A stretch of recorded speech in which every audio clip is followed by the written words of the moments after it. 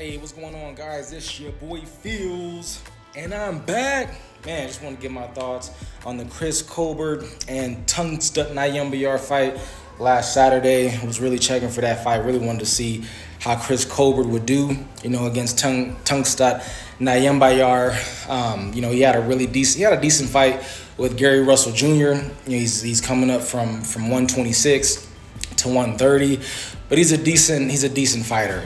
Probably like your maybe your C minus, just straight B level type fighter who on a good night would have an opportunity to maybe upset a better fighter or somebody that he wasn't supposed to beat. And so I definitely was picking Chris Colbert in this fight. I knew there was possibility that he could stop him, but I kind of took it by unanimous decision. Chris Colbert is more of a boxer. I believe he does have knockout power. I'll get to that later, as far as his, how he punches. But it was a good fight. Like I said, he's a boxer first. He's an aggressive boxer. He comes forward. I do believe he has the ability to to box on the outside and just kind of keep you at bay with the jab.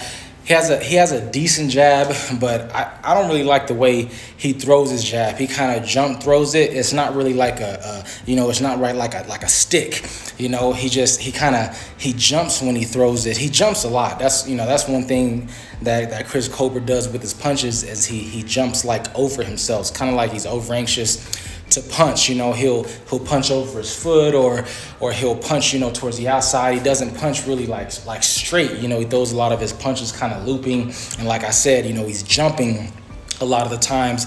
And that that's the thing that I was kind of taking away from this fight with some of the other top contenders in the division, or even a move up to 135. Like Chris Colbert, to me, I feel like he will move up in weight. He's very young. I think he's about 24 years old, so I do expect him to move up to maybe 135, eventually 140, something like that. And we'll see what his power is at those different divisions.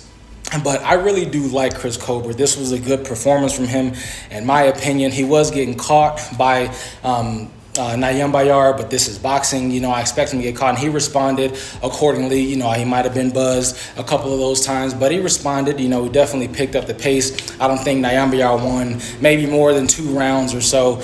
But yeah, this was a good fight from Chris Colbert, and I'm definitely, he's definitely one of the fighters that I'm looking for as far as like his career and kind of keeping an eye on and everything like that. Him, Shakur Stevenson's another one, up at 135, like Devin Haney's and these fighters like that. But Chris Colbert is definitely one of those fighters in this crop of, upcoming fighters, young fighters trying to make a name for themselves, the new crop of fighters.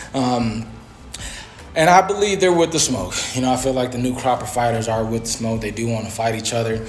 We do see, a little bit of prima donna, a little bit of boxing politics, but from the overall, feeling that I get, and from what I see, and just kind of how the younger fighters are moving, they themselves, I believe, do want to fight each other. They want the bigger fights now. They want the best fights now. They all are eager to be champions. Some have already held belts, and are only 22, 23, 24 years old. Of course, we got Devin Haney, who's only 22 years old, holding the WBC at 135. But, just like I said, those takeaways that I mentioned earlier were my only takeaways from the fight. Of course, Chris Colbert won, a unanimous decision. I compliment his jab. I compliment his work rate. I definitely feel like he has a really good work rate. He threw a lot of punches. He was coming forward. He was punching in bunches, throwing combinations. I feel like he could work on his inside game just a little bit. It is decent. He does have a decent inside game, but definitely work on that. Be a little bit more tight and aggressive, as far as while you're holding and trying to get off offense. While you're on the inside. But again, good fight from Chris Colbert. I think next I'd probably like to see him. I'm not sure. I'd probably like to see him, probably like a Oscar Valdez, someone like that. Of course, I would love to see him and Shakur Stevenson, but yeah, I just don't see fights like that necessarily happening right away. I mean, these guys are young, and just the way boxing moves, man, I don't see these guys fighting immediately. You know, probably within the next few years, we probably will eventually seen all these young fighters, you know, fight each other at least once. You know, whether they moved up or moved down or whatever they've done with their career. But, you know, I eventually feel like we're going to get these fights. But, you know, even like a Tevin Farmer, you know, when his loss to Joseph Diaz, you know, he was decent. I did believe Joseph Diaz, you know, lost the fight. Won the fight. I think Tevin Farmer kind of fought a wrong fight. You know, he was trying to bang with Joseph Diaz, and he should have just stuck to his boxing 100% for 12 rounds. You know, and he shouldn't have been in there trying to, you know, bang with Joseph Diaz, and he got caught. You know, lost his title, but I would really like to see what I feel like he's gotten better. You know, I definitely wanted to see the unification between him and Tank back in the day. You know, I gave Tank the fight, but I just, you know, it's those fights. You know, it's just if I feel like you know, most likely can beat the dude. He got the name, he got the title. You know, I feel like you build your profile that way. You know, right now everybody's kind of, you know, shitting on the belts, and, you know, the belts don't matter and all that kind of stuff. But I'm gonna just continue to bring it back to legacy. You know what I'm saying? Bring it back to what the belts used to be. Obviously, we live in the 4-belt era now, so we can't just, you know, if I had it my way, it'd be maybe one champion, and if there were going to be a second champion, it would just be a super champion and probably like a world or interim champion.